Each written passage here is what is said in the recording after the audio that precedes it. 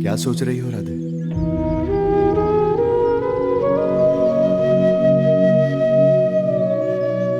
कान्हा, मैं मैया देवकी और बाबा वासुदेव के पुण्यों के विषय में सोच रही थी।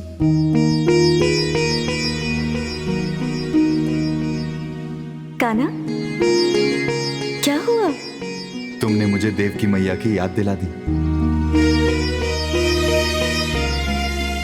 उनकी ममता का आंचल मुझे अपने जन्म के लंबे समय के बाद मिला था। बस वही सोच रहा था। परंतु क्यों कान्हा? जिनका 8वां पुत्र ब्रह्मांड का अखिल स्वामी हो, कान्हा, उन्हें इतना दारुण दुख क्यों भोगना पड़ा? जब विवाह के बाद एक स्त्री और पुरुष के जीवन में सुख आता है, तो उन दोनों के जीवन में कारागार और अपने 6 बच्चों की मृत्यु का दारुण दुख क्यों आया कान्हा? कर्मों की गति बहुत गहरी होती है। कर्म गति को समझना देवताओं के वश में भी नहीं है। वास्तव में राधे, इस संसार में एक जीव जो भी शुभ अशुभ कर्म करता है, उसे उसका फल भोगना ही पड़ता है। तो कान्हा, मैया देवकी और बाबा वासुदेव ने ऐसे कौन से शुभ और अशुभ कर्म किए थे जो उन्हें इतना दारुण दुख भोगना पड़ा? मुझे पूरी कथा विस्तार से सुना। देवकी मैया और वासुदेव बाबा की कथा सुनाने के लिए मैं तुम्हें उनके 3 जन्मों की कथा सुनाता हूं राधे। ध्यान से सुनना राधे, और यह जानना कि कर्मों की गति से कोई नहीं बच सकता। स्वयंभू मनवंतर में देवकी मैया और वासुदेव बाबा का पहला जन्म हुआ। उस जन्म में देवकी मैया का नाम पृश्री था और वासुदेव बाबा का सुतपा। उन दोनों ने श्रेष्ठ संतान प्राप्ति के लिए श्री हरि विष्णु की हजारों साल कठोर तपस्या की। ओम नमो भगवते वासुदेवाय। ओम नमो भगवते वासुदेवाय। ओम नमो भगवते वासुदेवाय। राधे, पृश्री और सुतपा की कठोर तपस्या और प्रेम से भरी भक्ति से प्रसन्न होकर एक रात श्री हरि विष्णु उनके सामने पधारे। ओम नमो भगवते वासुदेवाय। ऋषि सुतपा,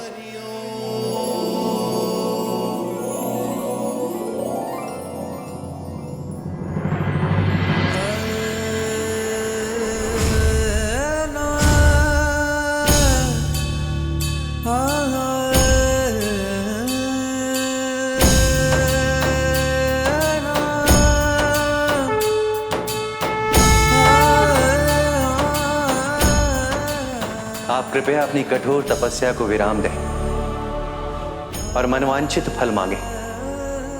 इच्छाएं तो तब तक थी प्रभु, जब तक आपके दर्शन नहीं हुए थे। अब हमारी कोई इच्छा नहीं है प्रभु, बस आपके चरणों में हमारी प्रीत बनी रहे। ऋषि सुतपा, आपने बिन मांगे सब कुछ मांग लिया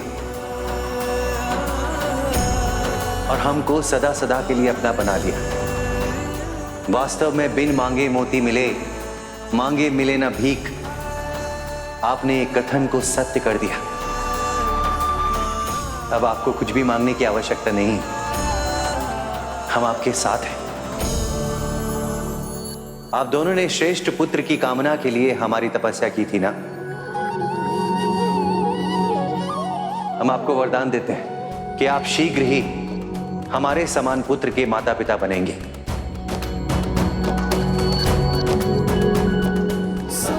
ओम हरि ओम। ओम हरि ओम।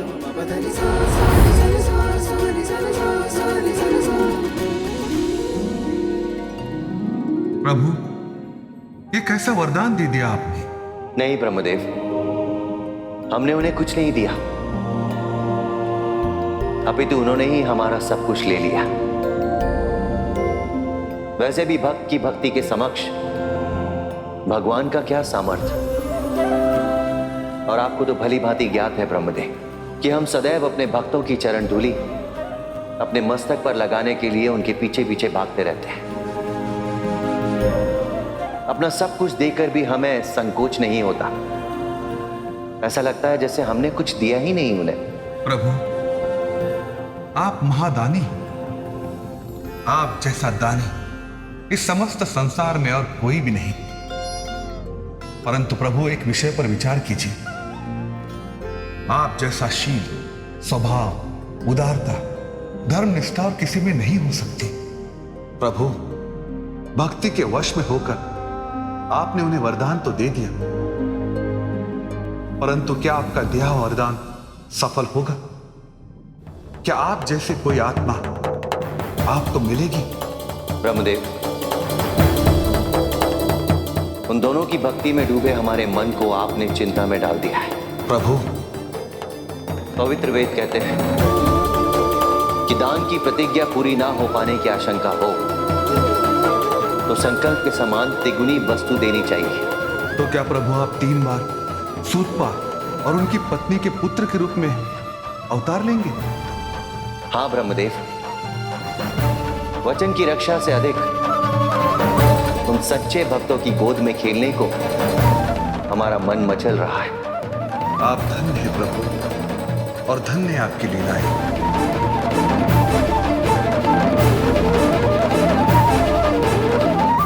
सत्य ही कान्हा, प्रश्नी और सुप्पा को बिना मांगे ही मोती मिल गया। तो कान्हा, श्री हरि विष्णु ने पहला अवतार कौन सा धारण किया? राधा, स्वयंभू मनवंतर में श्री हरि विष्णु ने पृश्री के गर्भ से जन्म लिया और उनका नाम पृश्री गर्भ विख्यात हुआ। और दूसरे जन्म में?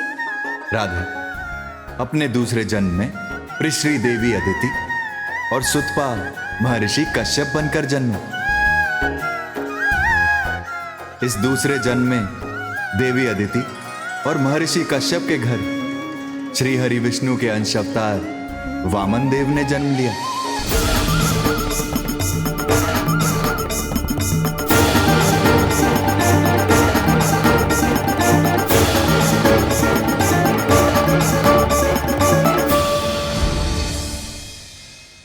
कान्हा, वामन भगवान की कथा मुझे अच्छे से याद है, तुम आगे बताओ ना कि क्या हुआ।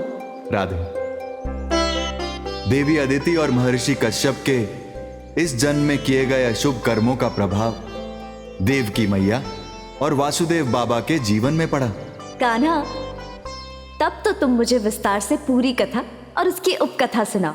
तो सुनो राधे, मैं पहले तुम्हें वासुदेव बाबा की कथा सुनाऊंगा और उसके बाद देव की मैया की। एक बार एक महान यज्ञ को संपन्न करने के लिए महर्षि मरीचि के पुत्र महर्षि कश्यप ने वरुण देव से उनकी गौएं मांगी, परंतु अपना यज्ञ संपन्न होने के बाद भी उन्होंने उनकी गौएं लौटाई नहीं। उस दिन वरुण देव ने उनके आश्रम आकर अपनी गौएं वापस मांगते हुए कहा, ऋषिवर, आपने यज्ञ कार्य हेतु मुझसे मेरी गौएं मांगी थी। आपका यज्ञ कार्य पूर्ण हुआ, मुझे मेरी गौएं लौटा दीजिए। ये सत्य है, मैंने लौटाने के उद्देश्य से ही आपकी गौएं आपसे ली थी और अब मुझे उन्हें आपको लौटा भी देना चाहिए। परंतु आपकी गौ का दूध इतना स्वादिष्ट और पौष्टिक है कि अब उन्हें लौटाने की मेरी इच्छा नहीं है। सावधान ऋषिवर, आप लोभवश होकर मुझसे मेरा गोधन हड़पना चाहते हैं। इसका परिणाम आपके हित के लिए शुभ नहीं होगा। शुभ और अशुभ के निर्णय लेने का अधिकार आपको नहीं है वरुण देव। इस प्रकार चेतावनी की भाषा का प्रयोग ना करें। एक लोभी ऋषि के साथ किस भाषा का प्रयोग करना चाहिए, इसका ज्ञान मुझे आपसे अधिक है ऋषिवर। वास्तव में शुभ अशुभ के निर्णय का अधिकार मुझे नहीं है, किंतु जिसे भी यह अधिकार है उसे मेरे अभियोग पर न्याय करना ही होगा। अभियोग लगाने और न्याय मांगने के लिए आप स्वतंत्र हैं देव। आपकी जहां इच्छा हो वहां जाके आप न्याय की गुहार लगाएं, परंतु अब यहां से प्रस्थान करें, वरना मेरे श्राप से कहीं आपके देवत्व पर संकट ना आ जाए।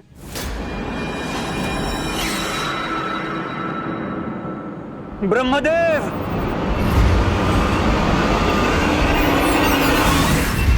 प्रणाम ब्रह्मदेव।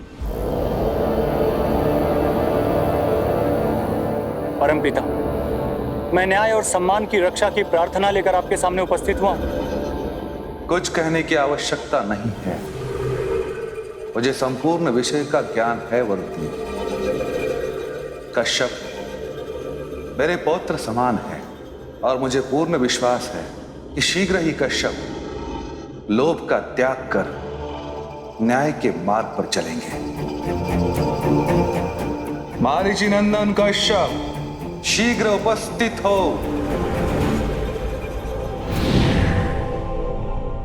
प्रणाम। आज्ञा परमपिता। पुत्र कश्यप, तुम एक महान ऋषि हो। तुमने अपना संपूर्ण जीवन धर्मों के कार्यों में अर्पित किया है। पुत्र कश्यप, क्या तुम नहीं जानते कि लोभ से बलवान शत्रु इस समस्त संसार में कोई नहीं है? कश्यप, लोभ का दानव महान से महान व्यक्ति को भी नहीं छोड़ता। क्षमा करे परमपिता, परंतु आप मुझे ये लोभ का ज्ञान क्यों दे रहे हैं? क्योंकि पुत्र कश्यप, तुम लोभ के वश में होकर दुराचार कर रहे हो। तुमने यज्ञ हेतु वरुण देव से गाय ली थी, जो यज्ञ के पश्चात उन्हें लौटा देनी चाहिए थी, किंतु तुमने उन्हें लौटाई नहीं। लौटाने का वचन तो मैंने दिया था परमपिता, परंतु अब मेरी इच्छा नहीं है उन्हें लौटाने की, क्योंकि उन गौओं से मुझे प्रेम हो गया। जिसे तुम प्रेम कह रहे हो वह तुम्हारा लोभ है कश्यप। तुम दुराचार को अपना धर्म समझ रहे हो, क्योंकि तुम्हारे पास शाप की शक्ति है, परंतु यह अधर्म और अन्याय है और इसका अधिक प्रचलन ना हो, इस कारण मैं तुम्हें श्राप देता हूं। कश्यप, तुम्हें वरुण देव की गौ माताओं से लोभ हो गया है। अगले जन्म में तुम गोपालक हो जाओगे और तुम्हारे साथ तुम्हारी पत्नियां भी दारुण कष्ट भोगेंगी।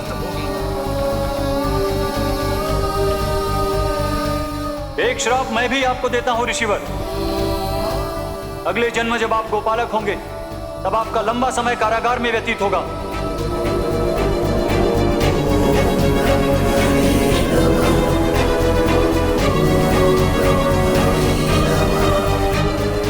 मुझे क्षमा करे परमपिता, मुझे अपनी भूल का ज्ञान हो गया है।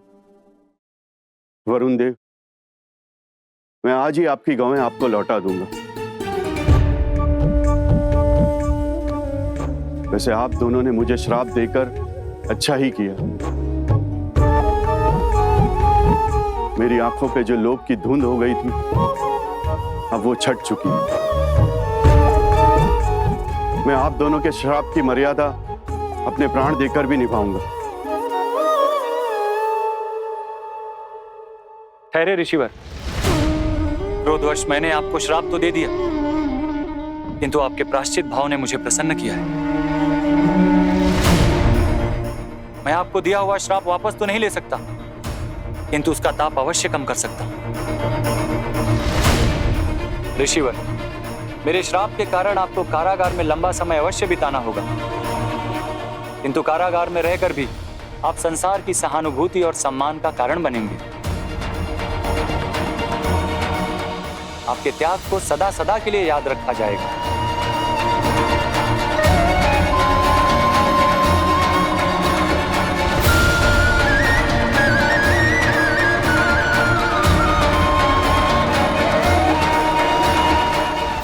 कान्हा ब्रह्मदेव और वरुण देव के श्राप के कारण बाबा वासुदेव और देवकी मैया को लंबे समय तक कारावास भोगना पड़ा।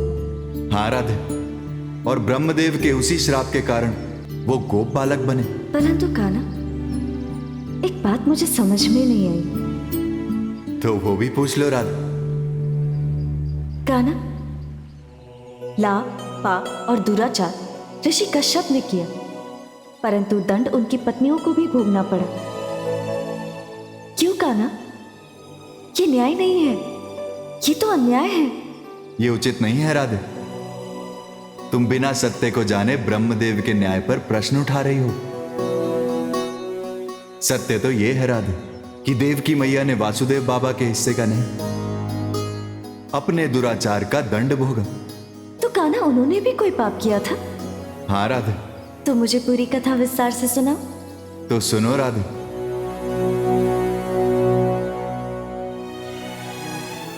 ऋषि ने अपने दूसरे जन्म में देवी अदिति बनकर जन्म लिया और उन्होंने सूर्य और इंद्र जैसे पराक्रमी पुत्रों को जन्म दिया। उन्हीं पुत्रों के कारण उन्हें देव माता भी कहा जाता है। वैसे महर्षि कश्यप की 13 पत्नियां थीं, जिनमें से प्रमुख देवी अदिति और देवी दिति थी। और देवी अदिति देव माता कहलाई और देवी दिति दैत्य माता। हाँ राधे। उन दिनों देव माता अदिति का पृथ्वी लोक में सम्मान पूजनीय देवताओं से भी अधिक हो गया। माता अदिति की जय, माता अदिति की जय, माता अदिति की जय।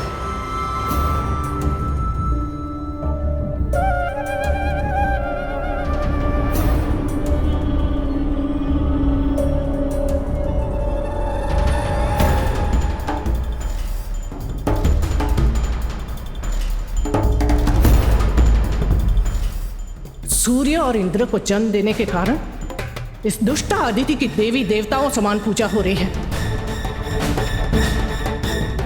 हर दिन सुबह से शाम तक इस आश्रम में मूर्खों का मेला लगा रहता है, जिसे मैं सहन नहीं कर सकती। इसे रोकने का कोई न कोई उपाय मुझे करना ही होगा।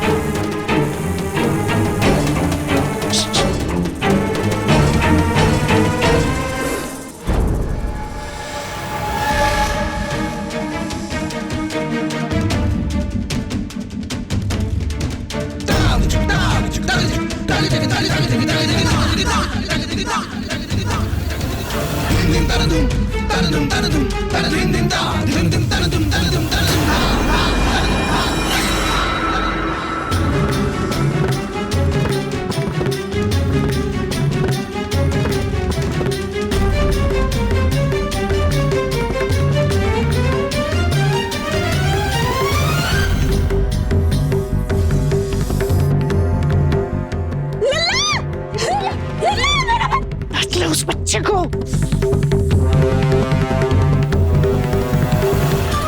डस ले, इस बच्चे को डस ले, ताकि कल से कोई इस दुष्टा का जय जयकार करने आश्रम ना आ सके।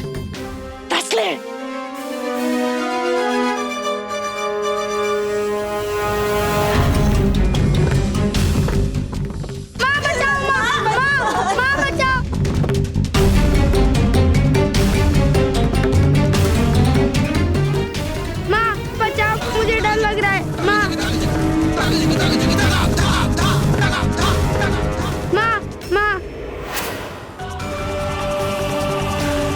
पुत्र सूर्य,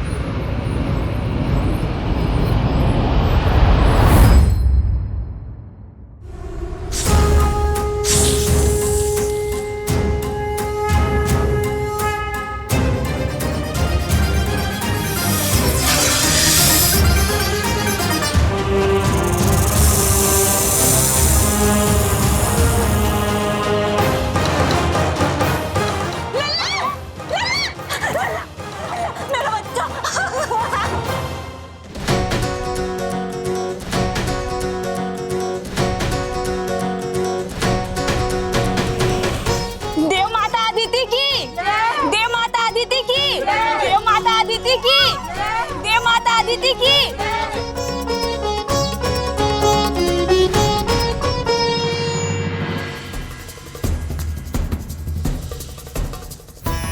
कोई तो रक्षा करो। ऋषिवर, इस विषदर्द से मेरी रक्षा कीजिए ऋषिवर।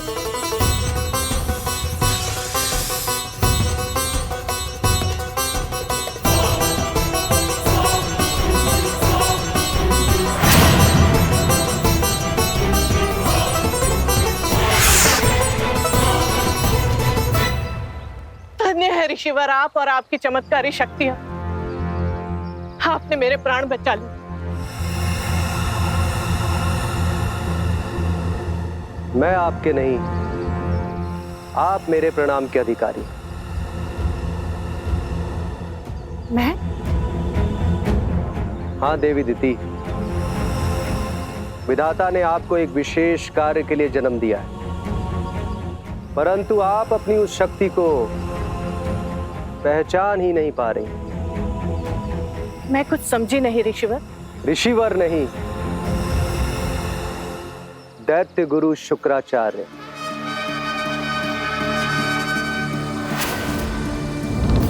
हाँ देवी दिति, आप इसी कारण व्यथित हैं ना कि आपकी छोटी बहन आपके देखते देखते पूजनीय और आदरणीय कैसे बन गई। यदि अदिति देव माता बन सकती तो आप दैत्य माता बनकर पूजनीय और आदरणीय क्यों नहीं हो सकती। दैत्यों के भीषण पराक्रम के आगे तो इंद्र और सूर्य का बल भी कुछ नहीं है। आपकी बातें सुनने में तो बहुत अच्छी लग रही हैं ऋषिवर, परंतु ये सब संभव होगा कैसे?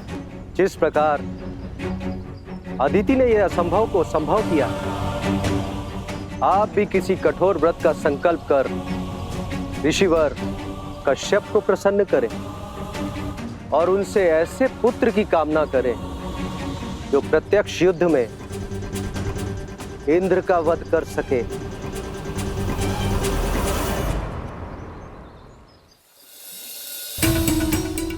आप धन्य है दैत्य गुरु। ये उपाय तो मुझे सूझा ही नहीं। अब ये भी बता दीजिए कि मुझे कौन से व्रत का संकल्प लेना होगा जिससे ऋषिवर शीघ्र प्रसन्न हो जाए। इस संसार में केवल एक ही व्रत है जिसका संकल्प कभी निराश नहीं करता। उस संकल्प व्रत का नाम है पुंसवन व्रत।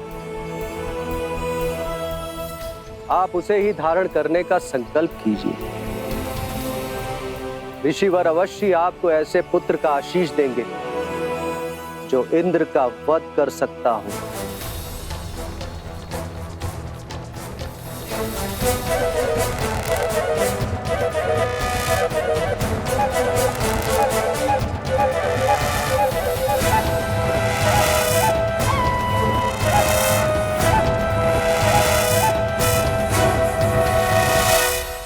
तुम जानती हो ना दीप्ति, पुंसवन व्रत एक बहुत ही कठिन व्रत है। इसे सफल करना लगभग असंभव है। सामान्य व्रत की अवधि कुछ दिनों की होती है, परंतु इस व्रत का संकल्प करने वाले साधक को कम से कम 1 साल तक उसकी साधना का पालन करना होता है। परंतु सुना, इसके उपरांत साधक की हर कामना सफल होती है। तो क्या आप मुझे मेरी साधना सफल करने का वचन देते? क्या है तुम्हारी कामना?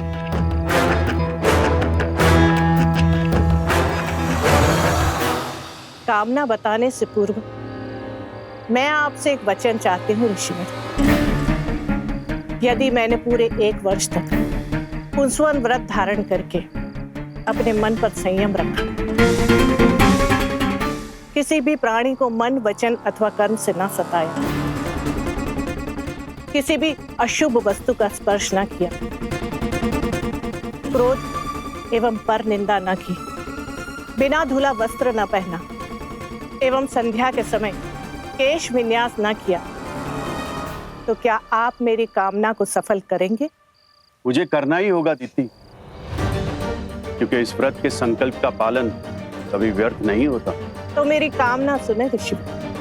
मुझे महाशक्ति संपन्न, महाबलशाली, महापराक्रमी ऐसे पुत्र का आशीर्वाद दीजिए जो युद्ध में इंद्र को साक्षात मारने की सामर्थ्य रखता हो।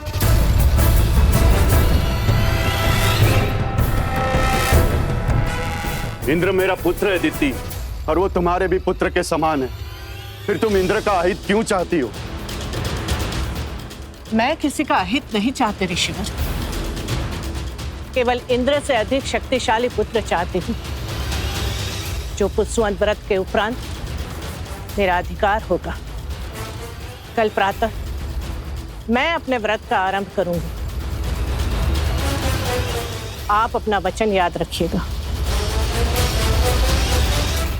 मुझे अपना वचन याद रहेगा दीप्ति, परंतु तुम भी एक बात जानती हो, देव कृपा से मुझे भूत, वर्तमान और भविष्य की कोई भी बात छुपी नहीं रह सकती।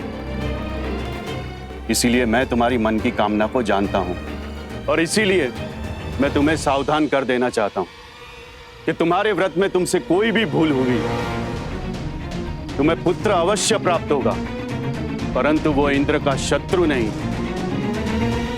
इंद्र का मित्र होगा।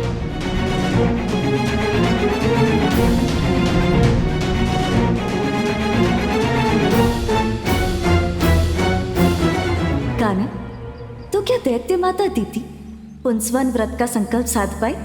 हाँ राधे, 1 वर्ष तक पुंसवन व्रत का कठोरता से पालन करते हुए देवी दीति ने महर्षि कश्यप को प्रसन्न कर लिया था। तो कान्हा, क्या ऋषि कश्यप ने देवी दीति को इंद्र को मार सकने का सामर्थ्य रखने वाले पुत्र का आशीष दिया? राधे, पुंसवन व्रत की यही विशेषता है। यदि उसका सफलतापूर्वक पालन किया गया है तो उसकी मनोकामना पूरी करनी ही होती है, अन्यथा वो कामना न सफल करने वाले को दारुण और भीषण कष्टों के दलदल में ढकेल देता है। फिर क्या हुआ कान्हा? राधे,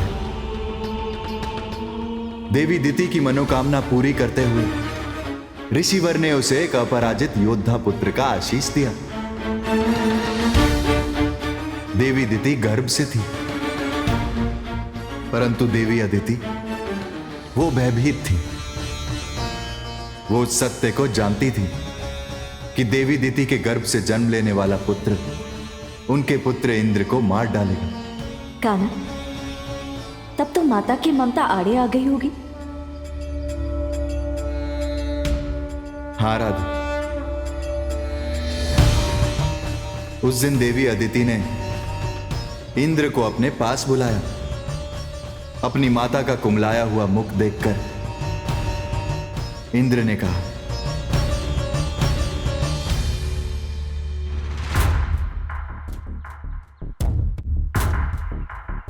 माते,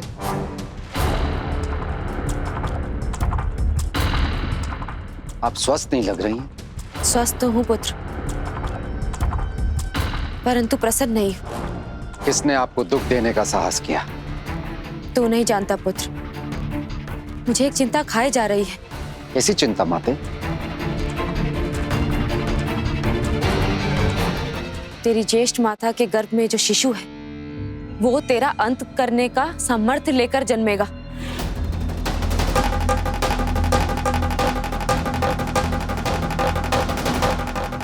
दीदी दीदी का स्वभाव तुम जानते हो इंद्र।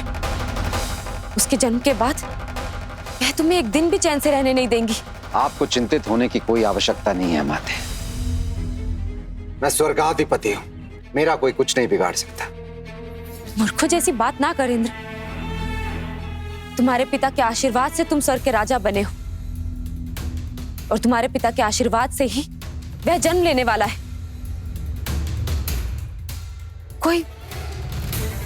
कोई ऐसा उपाय करो पुत्र कि दीदी दीदी के गर्भस्थ शिशु नष्ट हो जाए।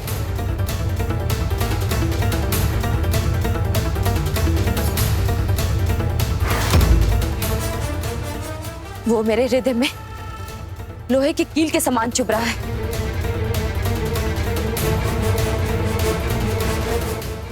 परंतु माते, क्या ये उचित होगा? अनुचित भी नहीं है पुत्र। राजनीति कहती है कि वो शत्रु को अंकुरित होने से भी पहले ही नष्ट कर दे।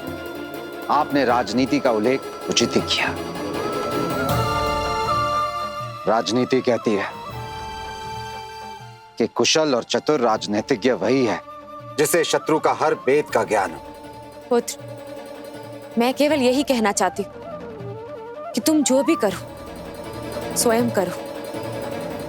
इस कार्य में किसी अन्य की सहायता ना लेना। मैं स्वयं ही करूंगा। कुछ दिनों के लिए आपसे दूर रह के ज्येष्ठ माता की सेवा करते हुए उनके आसपास ही रहूंगा, और जैसे ही अवसर मिलेगा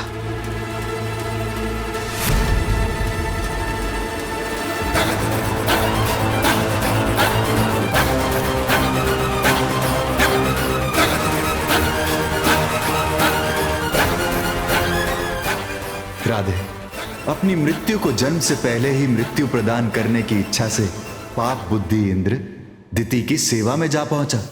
कान्हा, इंद्र को सेवा में देख दिति को संदेह नहीं हुआ? राधे, इंद्र एक चतुर और कुटिल राजनीतिज्ञ था। उसने अपनी मधुर वाणी से दिति का विश्वास जीत लिया। दिति को यही लगा कि इंद्र एक व्रती की सेवा करके उसका पुण्य पाना चाहता है। फिर कान्हा, फिर क्या हुआ कान्हा? राधे, अपने व्रत के कारण दिति बहुत दुर्बल हो गई थी। एक दिन जब संध्या के समय दिति थकी हुई थी और अस्वस्थ थी, तभी अपनी चतुराई से इंद्र ने उसके चरण पकड़ लिए और उसकी चरण सेवा आरंभ कर दी। उस चरण सेवा से दिति को नींद आ गई। संयोग से उसके केश खुले हुए थे और वो बिना अपने चरण धोए ही सो गई। कान्हा, तब तो उनका व्रत खंडित हो गया होगा। अपनी ज्येष्ठ माता दिति का व्रत खंडित करना ये इंद्र का उद्देश्य नहीं था। वो तो केवल उनके गर्भ से जन्म लेने वाले अपने शत्रु का अंत करना चाहता था, और संयोग से वो अवसर उसके सामने था।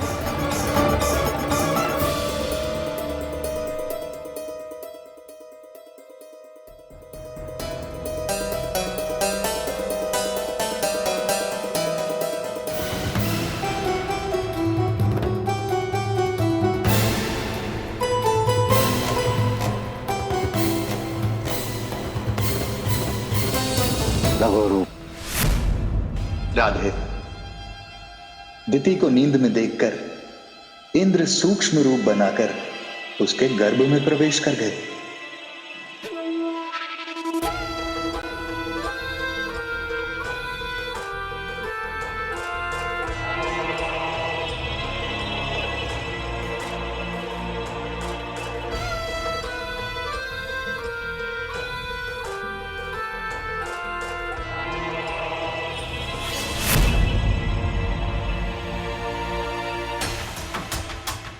अभागे दिति पुत्र, तेरे दुर्भाग्य को संसार तब तक याद रखेगा जब तक संसार में सूर्य चंद्र रहेंगे।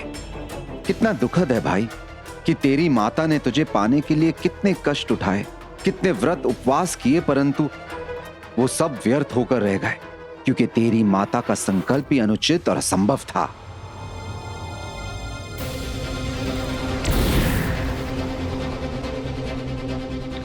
कान्हा, जब इंद्र ने गर्भस्थ दिति पुत्र पर वज्र प्रहार किया तो वो 7 भागों में बंटकर 7 दिति पुत्रों के रूप में जीवित होकर बिलक बिलक कर रोने लगे। ये देखकर चकित इंद्र ने सोचा, ये क्या हो रहा है? पहले तो मेरी मृत्यु का केवल एक साधन था, अब 7 हो गए। मारुत, मारुत, मत रो, मत रो। मैं अभी तुम्हारी पीड़ा का अंत किए देता हूँ।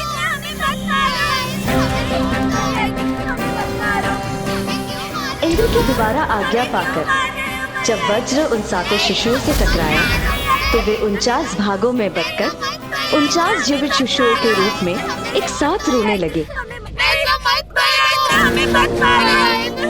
ऐसा तो आज तक कभी नहीं हुआ कि मेरे वज्रों का प्रहार व्यर्थ हो जाए। ये तो 1 से 49 हो गए। क्यों मार रहे हो भैया? हम तो तुम्हारे भाई हैं और वचन देते हैं कि जीवन पर्यंत तुम्हारी आज्ञा का पालन करेंगे, कभी तुम्हारे विरुद्ध नहीं जाएंगे। ये तो मेरी सौतेली माता दिति के व्रत और पिताश्री के शुभ आशीष का शुभ परिणाम है। शत्रु मित्र बन रहे हैं, शुभ ही शुभ। सुनो मेरे अनुजो, मैंने तुम्हें रोते से चुप करवाने के लिए मारुत शब्द का प्रयोग किया। इस कारण आज से मैं तुम सबका नाम मारुतगण निश्चित करता हूं। मारुतगण, मारुतगण, मारुतगण। अगर तुम सदा मेरे विश्वास पात्र बने रहे तो मैं तुम सबको अमृत का पान करवाऊंगा, जिससे तुम्हें मृत्यु का भय ना रहे। देवराज इंद्र की जय, देवराज इंद्र की जय। माता के गर्भ से जन्म लेने के बाद तुम सब 49 प्रकार के वायु के रूप में संसार में संसार रहने तक विचरण करोगे और सदा सदा मेरे विश्वास पात्र बने रहो। देवराज इंद्र की जय, देवराज इंद्र की जय। परंतु कान्हा, इंद्र को मारने के लिए जन्म लेने वाला बालक उनका मित्र कैसे बन गया? उसके 2 कारण हैं राधे। पहला ये, महर्षि कश्यप ने दिति को पहले ही यह चेतावनी दे दी थी कि यदि उनका व्रत खंडित हुआ तो उनके गर्भ से होने वाले बच्चे इंद्र के मित्र बन जाएंगे, और उनका व्रत खंडित हुआ। और दूसरा कारण कान्हा? मृत्यु से भयभीत 49 मारुतगणों ने इंद्र को यह विश्वास दिलाया कि वो उसके विश्वास पात्र बने रहेंगे। कान्हा, अपने बच्चे को इंद्र का हितैषी बनते देख दीति तो बहुत क्रोधित हुई होगी। हाँ राधे, देवी दिति ने अपने योग बल से देवी अदिति और इंद्र के कुकर्मों को जान लिया और उसने ज्वालामुखी की तरह फटते हुए कहा, दुष्ट छलिया इंद्र, तूने अपनी माता के कहने पर मेरी ममता का गला घोटा है। अतः पुष्वन व्रत के पुण्य से मैं तुझे श्राप देती हूं कि तेरे स्वर्ग का राज्य शीघ्र नष्ट हो जाए और तुझे अपनी प्राण रक्षा हेतु दर दर भटकना पड़े।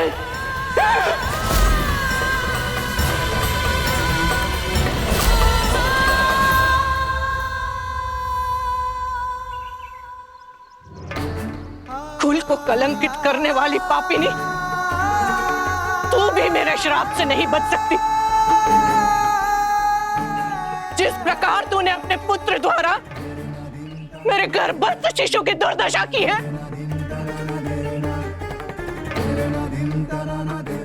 ठीक उसी प्रकार तेरे पुत्र जन्म लेते ही क्रूरता की मौत मरेंगे।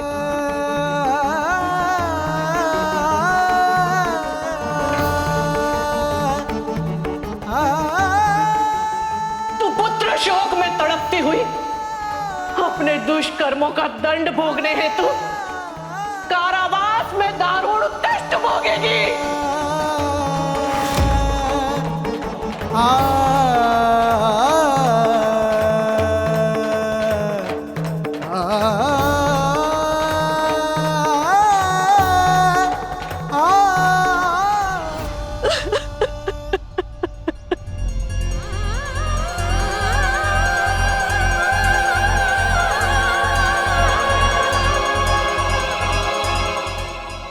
रो मत दिति, तुम्हारे 49 पुत्र मरुत देवता बनेंगे, सारे संसार में पूजनीय होंगे और अदिति को दिया हुआ तुम्हारा श्राप 28वें द्वापर में सफल होगा।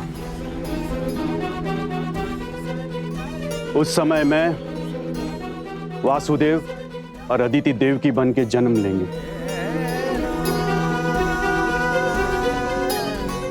अब मैं समझी कान्हा, देवी दीदी के भीषण श्राप के कारण ही तुम्हारे 6 भाइयों को जन्म लेते ही निर्मम मृत्यु प्राप्त हुई। और वास्तव में राधे, इंद्र उन बच्चों का सौतेला भाई था, वैसे ही जैसे मामा कंस देव की मैया के सौतेले भाई थे। उसी श्राप के कारण देव की मैया को कारावास में दारुण कष्ट भी भोगने पड़े। और बाबा वासुदेव को ब्रह्मदेव और वरुण देव के श्राप के कारण। हाँ राधे, कान्हा, कितना अद्भुत है ना कर्मों का लेखा जोखा। एक बात और बताओ कान्हा, क्या ये सत्य है कि तुमने देवकी मैया के हाथ से कभी माखन नहीं खाया? हाँ राधे, मैंने लंबे समय तक देवकी मैया के हाथ से माखन नहीं खाया। परंतु क्यों कान्हा? उसके पीछे एक लंबी कथा है। तो कान्हा, मैं वो लंबी कहानी सुनना चाहती हूँ और साथ ही साथ ये भी जानना चाहती हूँ कि तुम ब्रज के घरों में जाकर दूध, दही और माखन की चोरी क्यों किया करते थे, जबकि तुम्हारे अपने घर में दूध, दही, माखन के भंडार हुआ करते थे। राधे, एक अल्प विराम के बाद मैं तुम्हें अपनी माखन चोरी और देवकी मैया के हाथ से माखन ना खाने के कारण की कथा सुनाऊंगा।